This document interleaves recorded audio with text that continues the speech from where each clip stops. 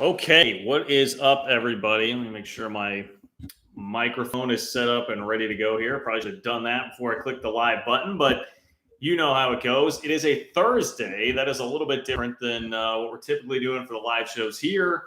Yesterday had some things come up, namely watching a K-State basketball heartbreaking loss at home to Marquette by 1 when they had a chance to win it at the buzzer. Kept me from doing a live show last night. But I'm back at it here. And I'm telling you guys, I am gutting it out today. I am absolutely exhausted. I have nowhere to sleep except for a couch right now because this mattress that I ordered won't come. My life's a little bit of a mess right now as I move for like the 14th time in the last 6 months. But I'm here. I'm grinding. Let's go. I've got my Oregon colors on today because we are going to talk about the Oregon job. There is a Big 12 coach, and yes, I am considering it a Big 12 coach. Hint, hint, that has been linked to the Oregon job today. So we certainly have that to discuss as the league may not be out of the woods when it comes to the open coaching jobs here. The Big 12 so far has been very lucky, right? Dave Aranda, Matt Campbell, Luke Fickell, all very popular names when it comes to the coaching carousel, and they have not wound up anywhere yet with all of this crazy movement that has happened this offseason. So that is something that is going to be discussed here today. Man, Texas Tech fans, I already see Texas Tech fan Doug in the chat saying, Reckham, we need to talk about some Texas Tech here because I tell you what, you guys were high on Joey McGuire, and I bought into it, and I have now even more after seeing what's happening with Quinn Ewers, who is a potential transcendent college football quarterback that now is leaving Ohio State, where he had enrolled early, basically doing his recruiting over again, wanting to stay in state. It sounds like now it is potentially a race between Texas Tech and Texas for the services of Quinn Ewers. 5-star quarterback, Joey McGuire pulling out all the stops right now that he can with his Texas recruiting connections, which is incredibly impressive that he has them legitimately in the running here. It sounds like for Quinn Ewers right now, and that could change the dynamics a lot of what's happening and just deliver. I think the part of this, like, look, Texas Tech fans, I want you to be happy. I want you guys to have the dude. But I would rather just see the L for Texas. If Texas, who had Ewers committed at one point in time, he decommitted, decided to enroll early at Ohio State. If he comes back a second time around and Texas Tech not only doesn't get him, but loses him, or Texas, rather, doesn't get him for a second time, but loses him to Tech, I am all the way here for that. All the way here for that in the aftermath of that. So very much would appreciate it if that happens. We need to discuss that. We have some playoff news to discuss, and that centers around Bob Bowlsby. I apologize. I have my notes on my phone here today, so you're going to get me looking down at my phone some. Let's see, the playoff still has not been finalized, and there were some pretty salty quotes to come out of the latest article from The Athletic that had talked to Greg Sankey, Bob Bowlsby, George Kliavkoff, many of the commissioners who are involved here in these negotiations right now. And a big part of this is what Bob Bowlsby is doing right now. And I think it is worthy of debate whether or not he's advocating for the correct potential playoff structure on behalf of the Big 12. And really, I mean, he kind of admits that in a way he is not really advocating in the best interest of the Big 12. And that is something that a lot of people are going to want to talk about because there's been so much frustration and consternation with Bob Bowlsby over the years. So we'll get to that. I've got, some really big news potentially for those of us that are college football fans and video game fans. We have that on the table today. Let's see. You know what? Matt Campbell, I see Matt Campbell being brought up in the chat already. Matt Campbell is not the coach that I'm talking about with the Oregon job. That is not the coach that I'm talking about with the Oregon job. I do have a Matt Campbell take, and it's actually one that I think Iowa State fans will really like. I think they're in a really good position to keep Matt Campbell at Iowa State right now, obviously, based on how everything is played out, but not just now. I think long term, it's becoming pretty obvious there. So we'll break that down. As always, I will take your questions. Certainly will entertain your questions. Fill them up in the chat right now. You can do that. I will get to whatever I can in the chat. Things start to move pretty quickly here, so sometimes it is hard to get to everything in the chat. If you want to make sure that your question or comment gets up to the top, you can donate by clicking the $ below the chat box. Click the $ below where it says say something. It will, one, support what I do here in creating the content for you, allow me to bring more content to you, but also ensure that I see your question or comment. If it's over $5, it gets tacked to the top of my chat box, and I will be able to see it for a while. So that is the best way to do so if you want to ensure that you are involved here in the conversation. I'll probably repeat this throughout the video, and I'm realizing now that I should have been doing this the whole time that I do these live chats. But if you can, if you're watching it right now, please like the video. If you like the video, that does help me out with the algorithm. Gets more views, which eventually, again, comes back around to you guys, and that is all good for us here at the channel. So if you could like the video, if you're in here right now, I would very much appreciate it. Don, I see John, as Iowa State fans, we knew it would be hard to pull Campbell away. Well, I think some things have happened very fortuitously here for Iowa State, and I'm going to get to that. But I think actually the 5-loss season that Matt Campbell put up, which he's done every single year that he's been in Ames outside of last year, a COVID-affected year, I think that really lessened some of the shine on him and took him away from some of the bigger jobs that has really helped out Iowa State if you want to keep your coach long term. But you know, and I see Lee Bird in there. I see Lee Bird in the chat. I don't know if Boom to the Sooner is in here yet, but Oklahoma fans, man, I took some heat from Oklahoma fans earlier this week for, I thought, being pretty complimentary of the Oklahoma program, saying that I think Oklahoma could have done better than Brent Venables. And I guess you guys have heard me on the channel reiterate that take as well, but I've been just going back and forth with more people throughout the week because of that, because Oklahoma fans, I tell you what, man, you guys are just acting like the rest of us. And that is the funny part of it to me. Like, Oklahoma fans are just so defensive and wanting everybody to laud this hire and think that it is perfect and great and wonderful and beautiful and all of these things. And if you don't just fall in line and say that, they get very defensive. It's what the rest of the college football world is pretty much always like if you're not a blue blood. But Oklahoma has been knocked back and felt very, very vulnerable because of this. So that has been entertaining. Lee, I appreciate the love for the channel there. Lee says he loves the channel. And look, I'm sure you guys are putting together a great staff. Outside of Levy at offensive coordinator, I don't know many of the details about the Oklahoma staff, the minutia of it. But Brent Venables was always going to be able to put together a pretty good staff. Okay, there's no denying that. He's got SEC connections. He's coached in, 8 national championship games at this point in time. He was going to be able to put together a pretty good staff on paper. I just don't think he's going to be as dynamic as Lincoln Riley was, frankly, as the head coach. I think Oklahoma has downgraded. Could be proven wrong. I think Oklahoma has downgraded, perhaps not significantly, but I think they have downgraded, and we'll see where that goes from here. There's a reason that USC is as excited as they are to get Lincoln Riley, and there's a reason why the college football world generally seems to agree that is a match made in heaven for USC. Okay, let's start in here on the coaching news. I teased it in the video. That's the main teaser here. We're already getting a lot of Matt Campbell discussion here, so we'll probably just start with the coach that has been linked to the Oregon job and then dovetail that into my Matt Campbell take and the Campbell discussion here. Okay, before we do that real quick, since I did get this donation from Robbie, who is a K-State fan and has a really quick K-State question, let me mix this in here. Robbie, thank you for the donation. Thank you for being here. If you want to be like Robbie and make sure your question or comment gets up to the top, and you can derail me a little bit here that way to talk about what you want to talk about, you can donate by clicking the $ below the chat box where it says say something. Robbie says, I have mixed feelings about Adrian Martinez possibly coming to K-State for 1 year. I think we should go after a QB with at least 2 years availability. Yeah, the rumors are getting pretty hot and heavy on Adrian Martinez in K-State. He visited last weekend. Adrian Martinez, of course, has been the quarterback at Nebraska for seemingly forever. I think there's a very, very good chance you're going to see Adrian Martinez come to K-State. His girlfriend plays soccer at K-State, which is a huge help there. K-State pretty desperately needs quarterback help next year, losing Skylar Thompson and not having anyone ready to go behind him. I think you're probably going to see that. And I would just say, Robbie, I don't think K-State's going to find a more talented option out there, flawed as he may be. You're not going to be in a position to be a real choosy in the transfer portal for quarterback. So I definitely take it. And as far as not having more years, college football is kind of changing. You'll be able to do more of this in the portal. I just think you need a stopgap right now. You need a stopgap or else things are going to fall really far off the table. I would rather do that than give it to Will Howard. I'll put it this way. I would rather go 7-5 again next year with Adrian Martinez and try and figure it out after that than go 4-8 this year with Will Howard at quarterback. And that may seem a little harsh, but that's kind of where I feel like things are at.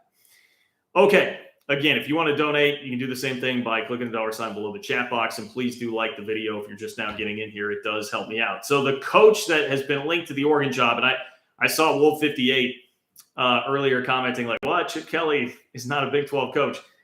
Chip Kelly has emerged now as somebody else that Oregon has talked to today and is interested in. Oregon is handling their coaching search a lot different than many of these schools have, where they're being very open and transparent about it. Apparently, in retaliation is the wrong word, but a reactionary measure to how things went with Mario Cristobal and Miami in that situation, where it was like just a mess. Manny Diaz is being dangled in the wind there, and some secretive backdoor negotiations between Cristobal and Miami. And was it going to happen? Was it not? They wanted to be wide open. So we know the guys that have interviewed here, and there are some usual suspects like Justin Wilcox at Cal, because of his Oregon connections that have been mentioned. And it's just weird. Like Wilcox he has a sub 500 record at Cal. He has dealt with the most strict COVID restrictions of anybody out there, which has certainly hurt. But I don't know. That Oregon, I would again suggest, much like Oklahoma, like take a deeper shot, like take a bigger shot, go after a bigger fish than that. Well, Wilcox did interview. Chip Kelly has now they've requested to interview Chip Kelly. Of course, he was phenomenal at Oregon. 46-7, I believe, was Chip Kelly's record there at Oregon. And, has not lit the world on fire, certainly at UCLA at all, but they have been a little better the last 2 years. I don't know. Again, that seems to me like a hire that if I were Oregon, I would be very careful about that. Chip Kelly was ahead of the curve and ahead of the game back when he was at Oregon. He's not anymore. The rest of the college football world has kind of caught up to the whole spread concept and everything that he was running back then, but I digress. Maybe that is what Oregon will do. Nostalgia is a very, very powerful, powerful tool.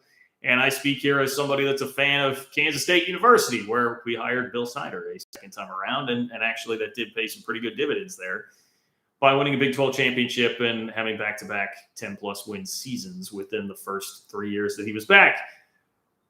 But another coach that has been mentioned here and apparently has interviewed is Kalani Sitake at BYU.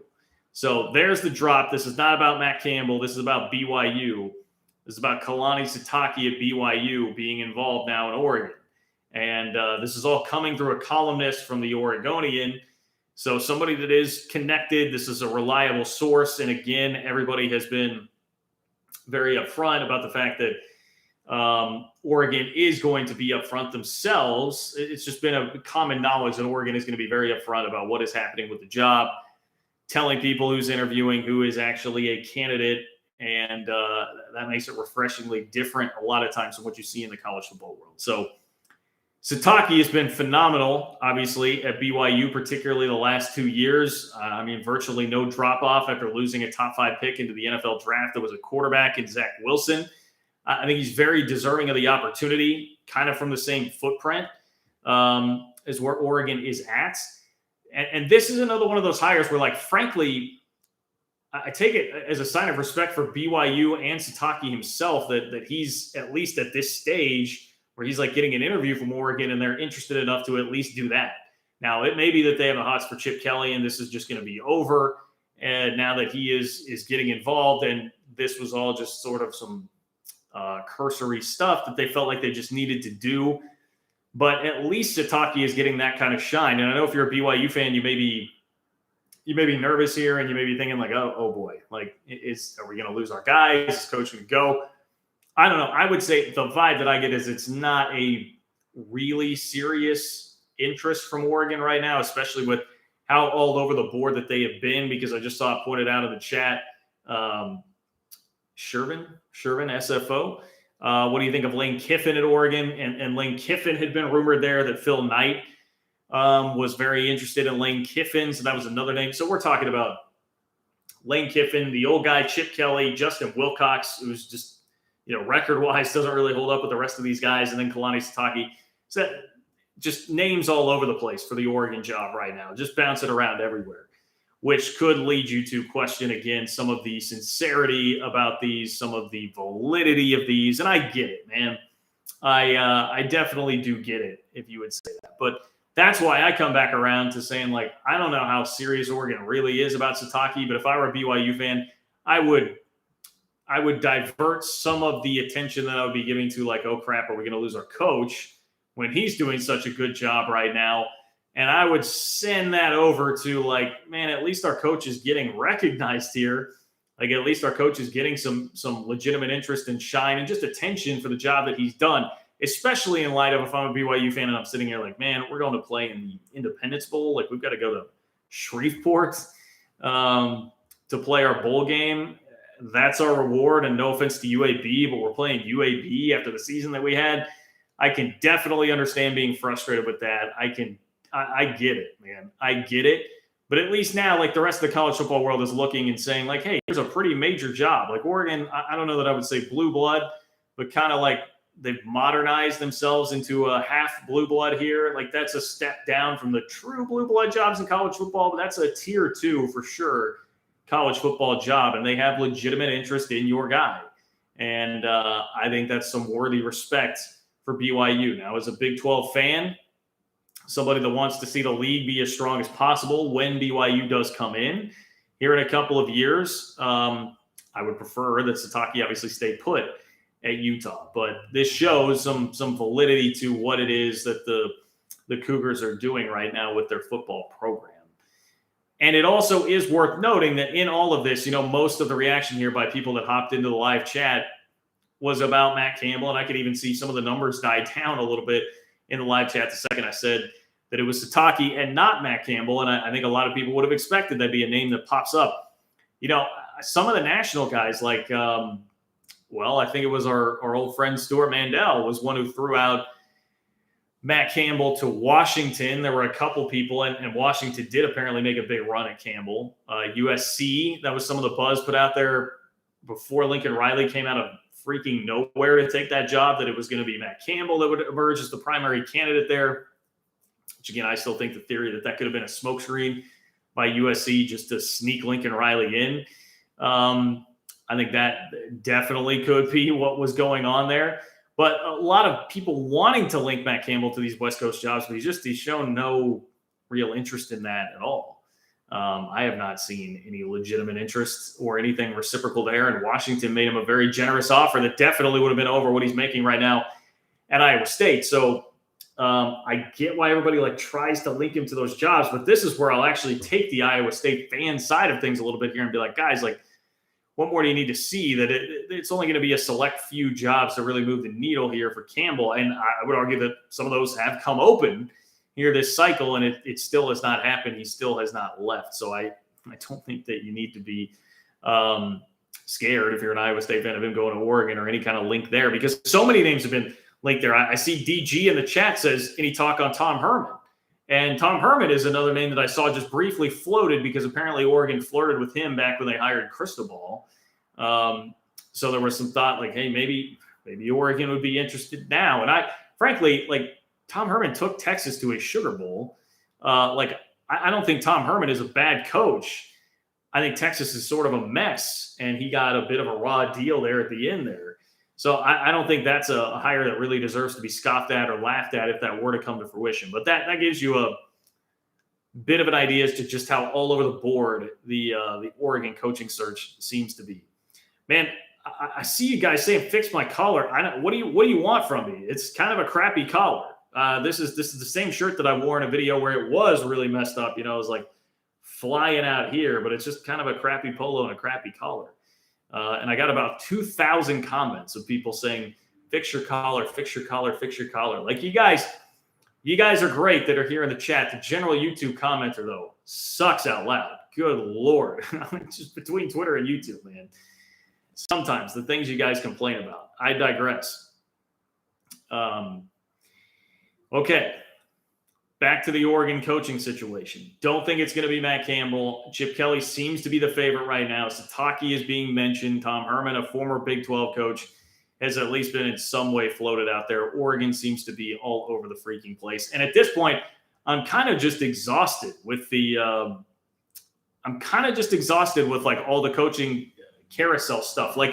The Oregon job would have been very interesting to me 2 weeks ago. But now we've had so much happen in 2 weeks, so many major coaches on the move, all this speculation about the Campbells and Fickles of the world. And you have to kind of keep fighting that off and dealing with all these different rumors that happen. It's been pretty exhausting to this point and just has not legitimized very much, which was surprising to me at the outset of this. But at this point now, it's like, no, like, guys, look, it's not going to happen. Here's the situation with Campbell, and this is really my take. If I were an Iowa State fan, this is where I would take some solace. Like, I think you're going to have your coach probably for a while, because Wolf 58 said it earlier, and I do not shop at thrift stores, Wolf 58. Thank you. This came from an Instagram ad, which they get you every time. Fabletics, I think it is. If you guys love this collar so much, you can go buy the shirt at Fabletics. But Campbell has hit this situation where I think the star has faded on him. And it's very weird. There's this like dichotomy between how Iowa State fans still see Campbell and how the rest of the world sees Campbell. He's a popular enough name that like people just know that. And I think a lot of people just float it every time because they know he's been, for the last 3 or 4 years, like a name that's there every year mentioned for jobs, and that he's going to be the guy to take the next thing. But I also think people have now come around to the fact that he did have like a preseason top 10 team this year that lost 5 games. And Iowa State fans can think that I'm trolling them, and to a certain degree I am, when I say death taxes Matt Campbell losing 5 games every year. But he has lost 5 games every single year except last year, when, yes, in a COVID year where they had a senior-laden team, in a year where it was more important than ever to have a senior-laden team to deal with those distractions and actually have guys that have practices under their belt. And they played a lot of teams that had a lot of really rough COVID luck. Look, take nothing away from them. They went to the Fiesta Bowl. They won it against a 4-2 Oregon team, which, again, whatever. But they did. But outside of that, everything has been about at this level. Like, that's kind of where Campbell peaks. And that's a great accomplishment to do it at Iowa State, where they've never won. They've never had a 10-win season in their school's history. So going 7-5 every year at Iowa State, 7-5, 8-4, that is still an accomplishment. And I'm not saying he's not a good coach, but my stance has always been, I think he's a good to very good coach, not a great to elite coach. And I think now this year has really been the season that's put that into focus for a lot of people. And so, like, he's not a hot enough name to be, like, Oklahoma kind of brushed the Matt Campbell stuff off and seemingly didn't want to really wait around and see what his interest was going to be. And if the Notre Dame thing happened, I think Campbell would have been eyeing that, but Notre Dame had the in-house guy, and they'd rather go with in-house unproven head coach who's under the age of 40 than they would go hire Matt Campbell. He just had this whole rant and rave thing where he said his goal was not to win conference championships. And again, like, I suppose that's fine. Again, his record would reflect that. But I don't think that's really going to do it for a lot of these like football crazed markets. Like, can you imagine trying to sell that? Well, you could sell it to Notre Dame because they don't play in a conference. So I guess the no conference championship things would have worked there. But I mean, people talk about like Ryan Day in Ohio State. Is he going to go to the Bears? Like, oh, what if Matt Campbell would go to Ohio State? Like, I'm sorry. I think Ohio State's going to take one look at that and be like, nah, I mean, we can do better. We can do better. The star has faded a little bit on that because now, like, with these massive expectations, we're kind of seeing here, like, okay, look, the guy's a good coach. He's not a great to excellent coach, which if you're an Iowa State fan, you should be dancing in the streets about that, because it means, like, Campbell clearly is very selective about what jobs he's going to take. He doesn't want to be a job hopper. He doesn't want to take $7 million a year to go coach Washington. He doesn't want to take like a 50+% raise to go coach Washington and do a rebuild there in some place that he doesn't culturally fit. He's kind of leading the charge on like the new school coach mentality, where it's a little more in vogue to stay where it is that you're at and utilize that opportunity and what you have there. And the other element of this as to why Campbell wouldn't jump at a job like that and why he would be very selective is because think about the situation at Iowa State. Like, man, this year, like, I am shocked. So, for instance, again, I am a Kansas State fan. I can only share my perspective as that, and covered K-State for the last 10 years, including half of this year. K-State fans have been up in arms. Like, nobody is happy right now, and K-State just went 7-5. Nobody is happy. They fired the offensive coordinator. K-State fans want more coaches run off than the two that actually were. Complaints about recruiting, like quarterbacks, all of this stuff. Like, think fans are very frustrated. They went 7-5. And that was with a team that was picked 7th in the Big 12 this year. Iowa State just went 7-5 after being preseason top 10 with like playoff aspirations, Big 12 championship aspirations after they played for a Big 12 title last year. They had all these guys come back. The entire roster basically came back from last year. The Big 12 Defensive Player of the Year. They had the first team All Big 12 quarterback. They had, I think, the best running back in the country. No offense to Kenneth Walker. I think Breece Hall is the best running back in the country. They have him. They have an NFL tight end in Charlie Kolar. All these guys, they lost 5 games. They went 7-5. And Iowa State fans, I've not seen much complaining. After the TCU game, a meaningless win over TCU, the last game of the regular season for Iowa State, I just saw all of these Cyclone fans just really celebrating it and heralding it as this great thing and what an awesome season. And man, you can see the difference there in like fan expectations and who is happy and who's not when you just look at those two programs. And K-State's certainly not a blue blood program with blue blood expectations, but 7-5 has people really up in arms and upset. And it does not in Ames. So if you're Matt Campbell, long story short here, you've got a fan base that's pretty content and happy for you to just go 7-5 or 8-4 every single year. You're getting paid $4 million a year. You don't have to deal with these crazy expectations and guys getting run out 2 years after they win a national championship a la at Orgeron. That's a pretty cushy gig. It's a pretty cushy situation. So if you have these jobs that are like the Notre Dame, Ohio State jobs of the world being the only ones that you're going to leave for. You've already turned down the NFL. It doesn't appear that the NFL is a legitimate interest there. You're not going to go jump at the jobs of like a Washington, Oregon caliber. And you're going to stay in this spot where you're winning 7 or 8 games every single year. Like that just to me is an equation for like Campbell's going to be around for a long time in Ames. Because, and look, I fully realize at the beginning of this year, I said like, I understand why he would be looking around. And again, multiple confirmations now, 24/7 Sports, Fort Worth Star-Telegram. Matt Campbell at least listened a little bit to TCU, and it sounds like to Oklahoma a bit. There was at least some level of conversation there. Like he was more open to listening to things this year than he had been in the past, where he's turning down interviews with the NFL. And I think it's because of the timing. And he realizes what's happening with that star and how bright it is nationally. And that next year is probably going to be a step back for Iowa State because of everything that they lose. So I think that element was still there, but it was not going to be strong enough this year to push him to one of those jobs. So now ultra elite jobs are saying, you're probably a step below us. And then he's looking at tier 2 jobs and being like, I don't need to take that step because of the cushy situation I have here at Ames, where I can have ultimate job security and people being happy with me for going in 7-5 with a top 10 team. And I'm going to make $4 million a year. That's a pretty good gig. I'm going to stay here. So I would take that as good news if you're an Iowa State fan. I don't think the guy's going anywhere. I don't think the guy's going anywhere for now. Trying to get caught up a little bit here in the chat. If you want to make sure your question or comment gets up to the top of the chat and supersedes whatever is going on, you can donate by clicking the $sign below the chat box where it says say something. Appreciate all of you guys who are here in the chat tonight. I see Matt, ISU crap the bed. They can't be the hunted. I don't even know that it's like that. I don't know that it's some pressure thing. I think it's just like Iowa State is a tough place to win. So Campbell is doing a very good job to get them to 7-5 or 8-4, but there's a reason that they don't have a 10-win season in their school's history. It's just a really tough place to win, much like K-State has been, but Bill Snyder really built up the infrastructure to where K-State can be, I would just call the program right now pretty aggressively competent. They're competent, but they're not excellent at anything, just okay.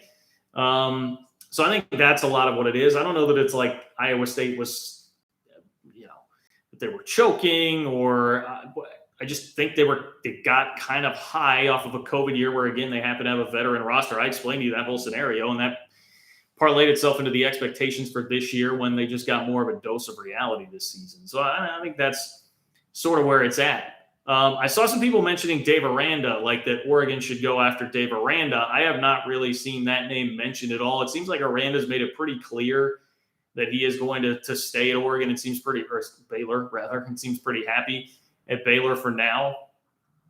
And yeah, if he didn't really seem to be too aggressively pursuing like LSU or some of those open LSU, USC, like those kind of openings where he was being linked to for a while there. I don't think you're going to see him go to Oregon. I don't think that's going to happen. And look, like Baylor is actually, I think, a better program and a better job than people give it credit for, man. I mean, they've had 3 coaches in the last decade get to Big 12 championship games or win Big 12 championships, basically play at a Big 12 championship caliber level. They've been close to the playoff. And again, doing it with 3 straight coaches starts to tell me that you've got a program there. This is not just about one head coach. Like, that's a program that's moved way beyond just Art Briles. You can win there. You can recruit big time talent there. And so Aranda, I think, like, more so than Campbell. Like, obviously, I mean, Aranda reached higher heights in year 2 than Campbell has in 5 years at Iowa State. I think he's in a cushier situation in terms of what he can do. And also the fan base is going to be very happy with him for a while, where there's not the ultra elite, uber high expectations there in Waco. So I think Aranda's got a pretty big advantage and a pretty cushy spot in where he's at Baylor right now, and doesn't need to be jumping off to a job like Oregon.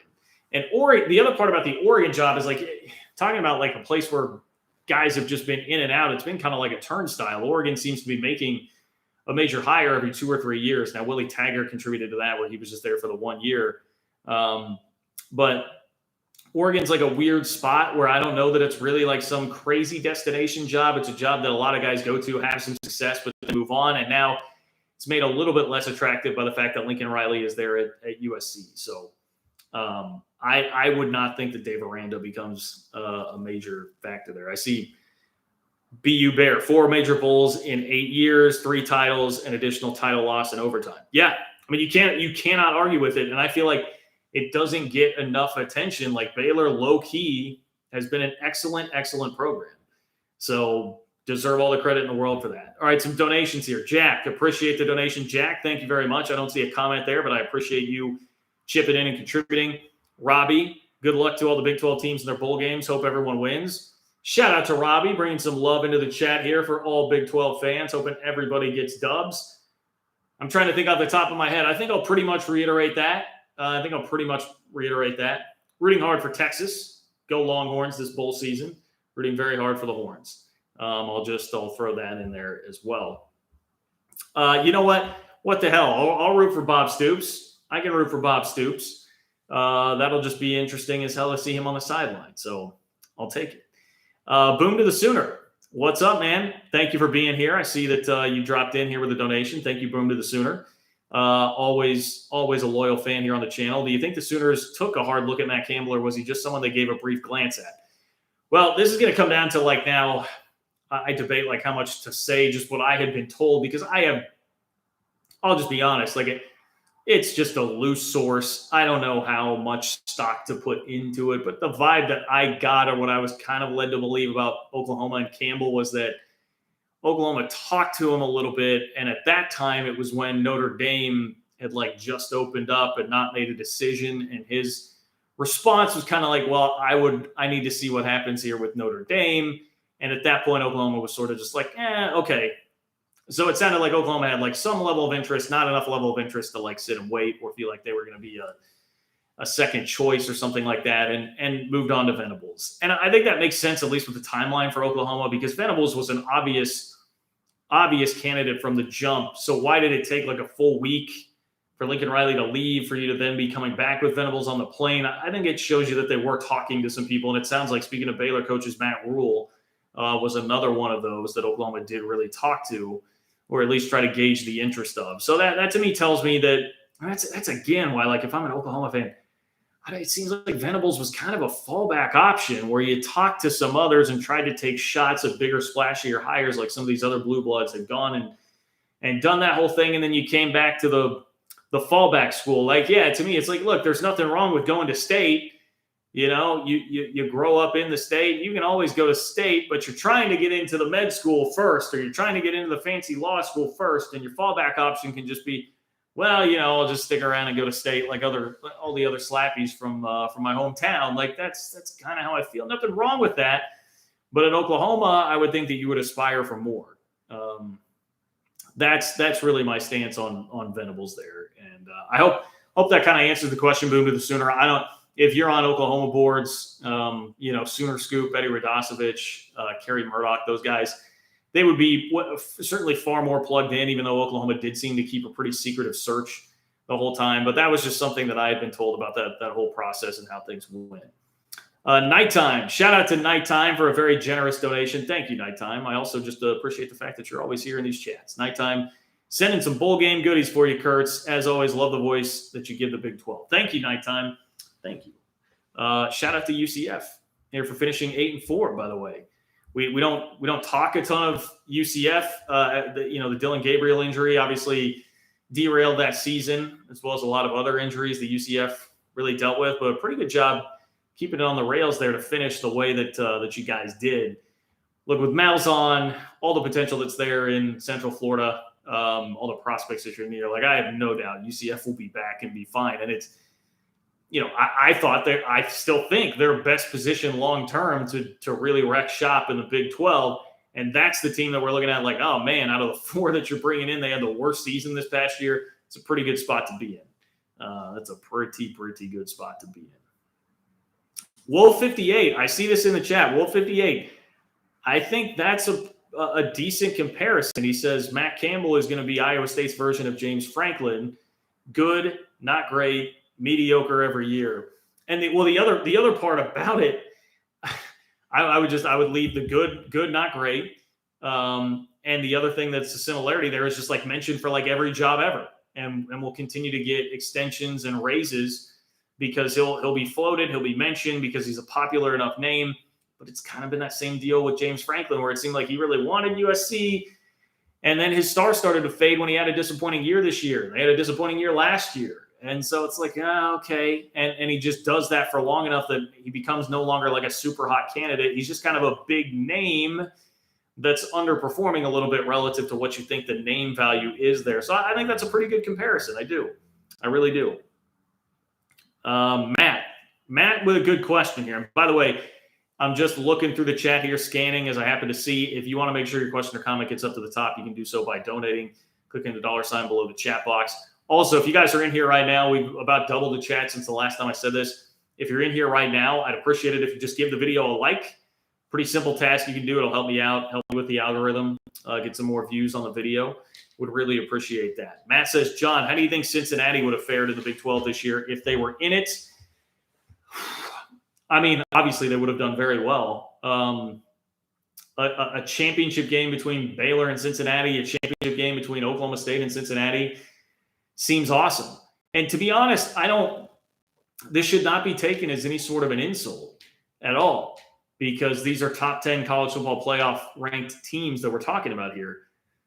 Cincinnati, Oklahoma State, and Baylor all seem very similar to me in terms of their caliber. And so I think Cincinnati would have been in some dogfights there. Do I think Cincinnati makes it through unbeaten through an entire Big 12 schedule? If I were to guess, I would bet that they would go 11-1. Like if you put a gun to my head and said like, hey, what would have happened if Cincinnati goes through a Big 12 schedule this year? I would take 11-1 for Cincinnati, probably playing for a Big 12 championship. And then maybe the interesting part of that equation is then, okay, like if they were in the Big 12 and they're a one-loss team and then they become a conference champion, do they have enough push to still get in as a playoff team? That would be a whole other enchilada to try and unwrap and digest and see what would have actually happened there on a national scale. But I think they would have absolutely competed for a conference championship. I see Nathan says 10-2. Like, yeah, that wouldn't shock me either. And really a part of this is just, Cincinnati went through that lull, and I get how it can happen in the American, in your own conference, where it's teams that really know you and teams that you won't be as excited to get up and play. If Cincy were in its first year in the Big 12, like every game I would think would be pretty exciting. You'd be really thrilled to be in the league. So there's probably less of a chance of like a letdown, which I think it's clear there was some of that for Cincinnati. But also if you do experience some of those lulls, you're more likely to get beat by TCU than you are by East Carolina when you go through a lull. Or you're more likely to get beat by TCU than you are Tulsa if you're going through a lull. Just ask Baylor. Because Baylor would probably be a college football playoff team right now, if not for a loss to TCU when TCU was dealing with an interim coach after just losing their coach. So like that would be the difference there to me. that I would just wonder about, would they have been able to keep it up through all of that? But there's no question they could have beaten anybody in the league this year, anywhere in the league. They would have won in any venue. I mean, they won in South Bend. So they definitely have that. And none of this, again, is a knock on Cincinnati. I see Ty, since he gives me 2012 K-State vibes, they would have had a Baylor game. 2012 K-State gets the number 1 in the BCS, and then they go lose at Baylor, who was a 7-5 team that year, and got done pretty good. So, yeah, I think that's fair. Birdsworth, John, TCU actually beat Baylor with Patterson, didn't they? No, I believe that was the first game for Jerry Kill. I think that was the first game for Jerry Kill, because remember, they went to – the only way I remember that is they went to go dump the Gatorade on him after the game, and they dumped it on the wrong coach. Like, they didn't even know who Jerry Kill was, which was pretty funny, a pretty hilarious anecdote at the end of that. So with that, if you guys have more, I'm going to branch off of the coaching discussion here for a little bit, but if you have more questions about coaching carousel, Big 12, etc., don't hesitate. You can donate by clicking the $sign below the chat box where it says say something, and divert the conversation back to that. BU Bear, sorry about 2012. Yeah, there's no apologizing for that, BU Bear. It's okay, I understand. It's the game, but that was painful. K-State would have played Notre Dame for a national championship, and that was a very beatable Notre Dame team that year, which squeezed Alabama out, even though they were definitively the best team that year. It would have worked out that way. You know what? Let me answer this real quick, just because I saw it fly in there from Joe. What are your thoughts on Taylor Bratt recruiting for K-State? I'm going to answer this because somebody questioned Taylor Bratt's recruiting ability and acumen the other day, and it just made me insane. Taylor Bratt is the best thing that's ever happened to K-State football recruiting. And I know overall recruiting is not where we want it to be, but like Taylor Bratt is the only reason that prospects are – I shouldn't say the only reason. Taylor Bratt is the primary reason that K-State is even in the discussion with some of the Jared Mechanics of the world, the Caden Crawfords of the world, any of these guys that are like decently national prospects. Like Taylor recruits love Taylor Bratt. He does not have nearly enough help. He does the job of like 3 or 4 people. He relates to these kids on a level that you would just not even believe.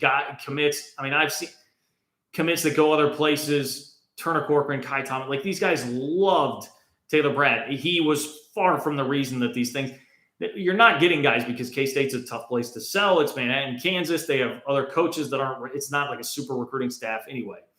Taylor Bratt is great, so do not question Taylor Bratt. Robbie asking for an inside scoop on the offensive coordinator possibilities at K-State. I still just think right now you're looking at like Colin Klein, Matt Wells, Tim Polasek as being the 3 leaders in the clubhouse. Polasek's at Wyoming. It's not going to be a sexy name or resume at all if you go look at it, but he was an offensive coordinator for Klieman at North Dakota State once upon a time. Klein's going to get a chance to audition basically during the bowl game, it sounds like. And then Matt Wells is a buddy.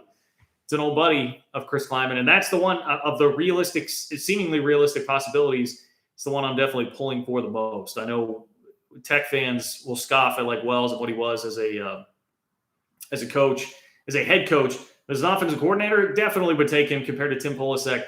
Colin Klein, I guess the jury is still out. I have questions about the quarterback development at K-State, and that's been his position throughout his time here on the staff. So I think it's at least fair to raise some of those questions there. We'll see. We'll take a wait and see approach. Robert brings up a good topic here. I did a video on it this week. So I hope you guys have checked that out on the channel. If you have not, I posted it yesterday morning.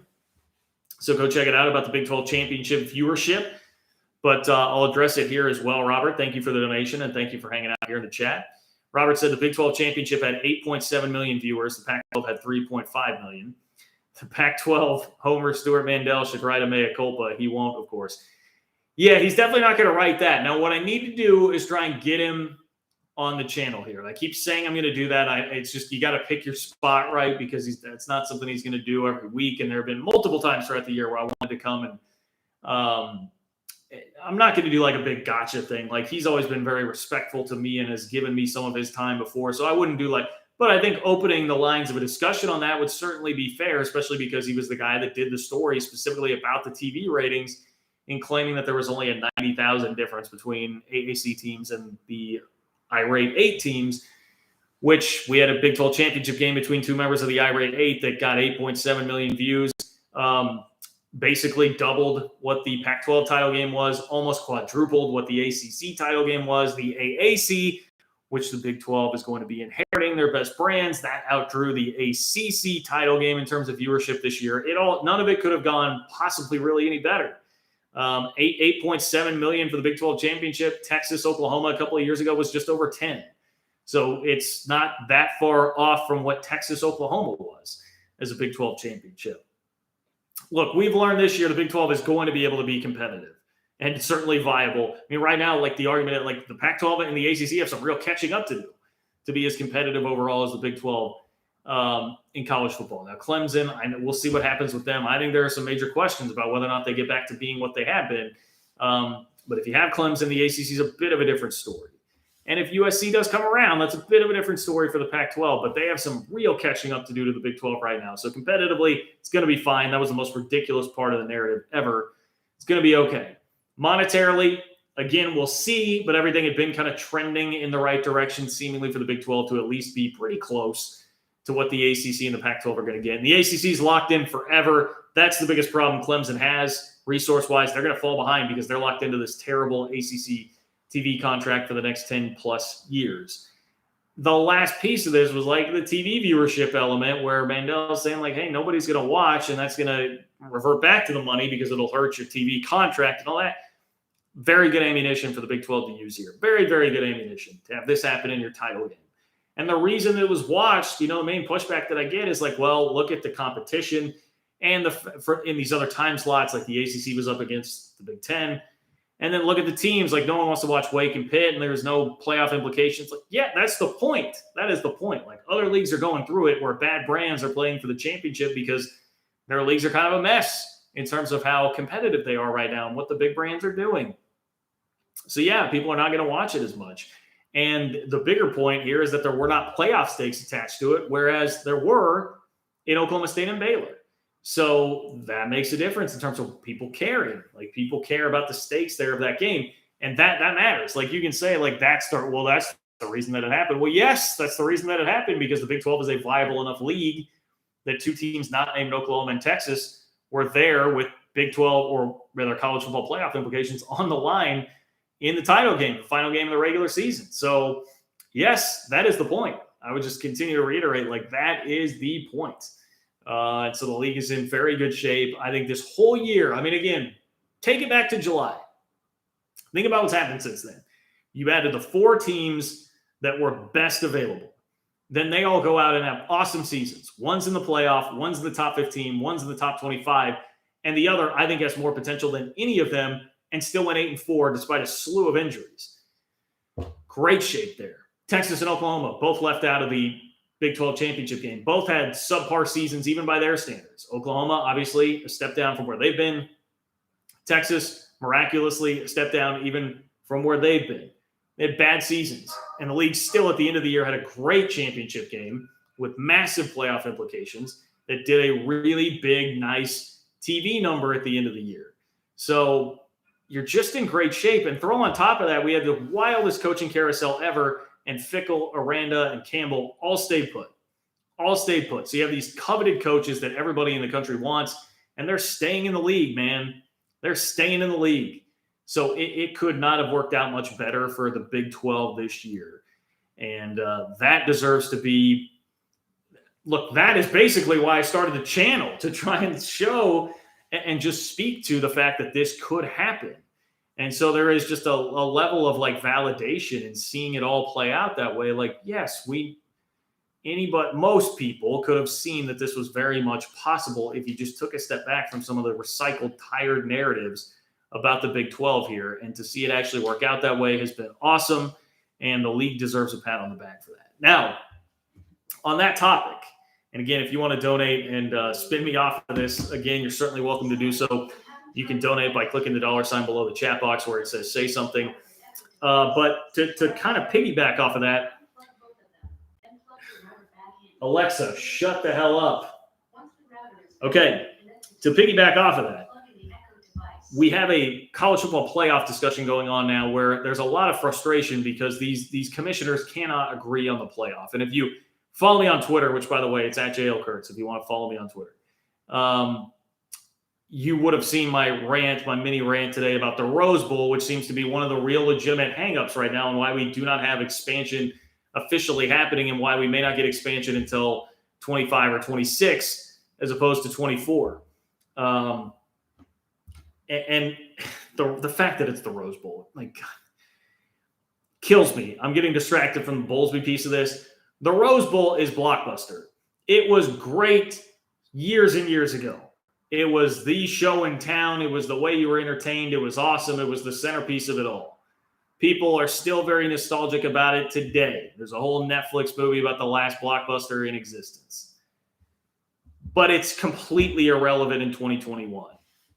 And the Rose Bowl is completely irrelevant in 2021. Let college football move on, with or without you. If you want to be in it, move your time slot, move your day, deal with it like the rest of us. You'll be okay. If you want to keep your stuffy tradition, sis boom ba, 1950s college football, then do it. You're not going to be involved in the playoff. Like, it's as simple as that. It is infuriating to me that is one of the holdups right now. But the other is that you have all these different plans that are out there. The SEC and Notre Dame would prefer an 8-team playoff, and they would prefer it without any kind of auto bids, just the best 8 teams. Obviously, nobody else wants that.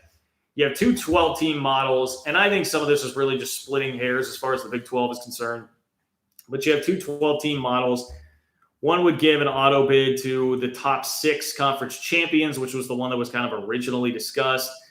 And the other would give all the Power 5 conferences an auto bid, and then one for the group of 5.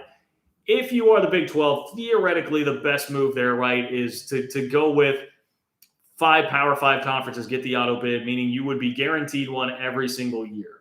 I think the top 6 conference champions, at the very least 9 years out of 10, and probably more like 19 out of 20 years, you're going to get one of those spots.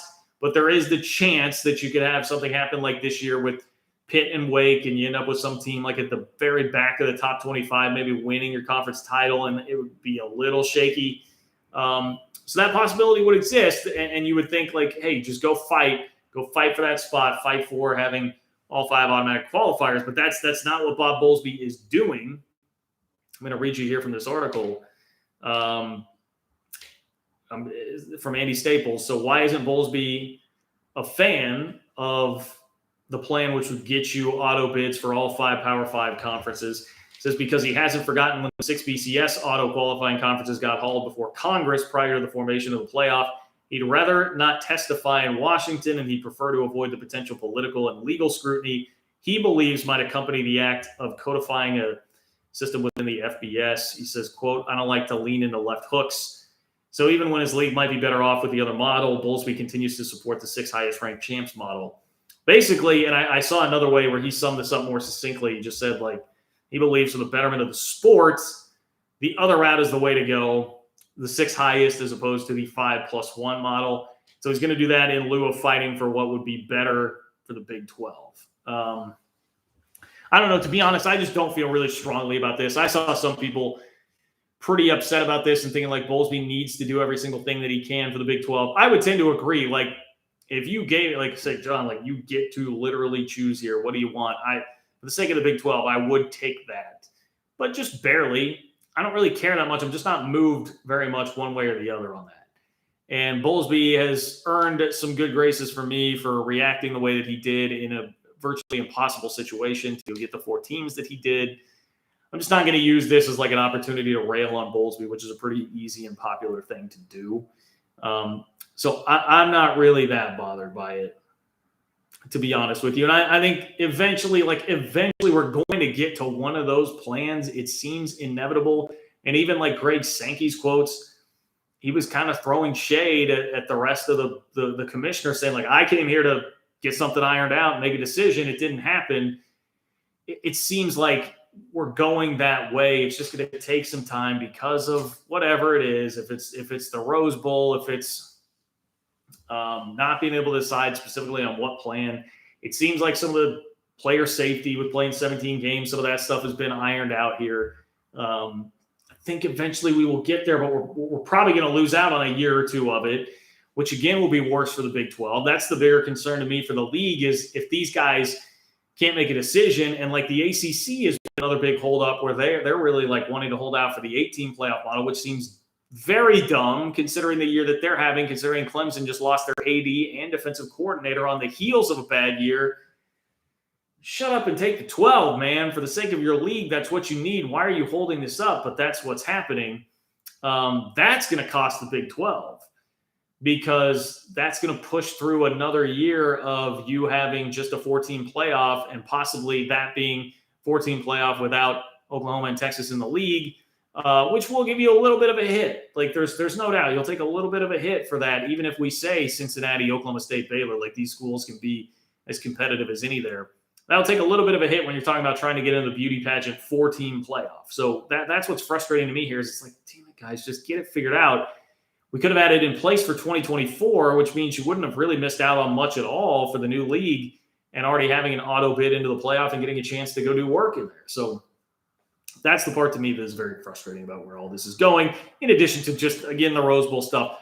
I understand the tradition of the Rose Bowl, and I would be lying if I said, like, I completely ignore all of that, and it doesn't mean anything to me, but it just is a very antiquated relic in college football these days. It's the same with like Blockbuster. I still appreciate Blockbuster. I have some good memories from Blockbuster.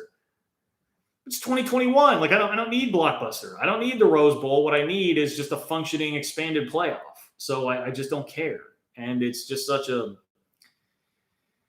sign of like bygone times in college football to respect this like 2:00 Pacific kickoff on New Year's Day. Like, oh, come on, man.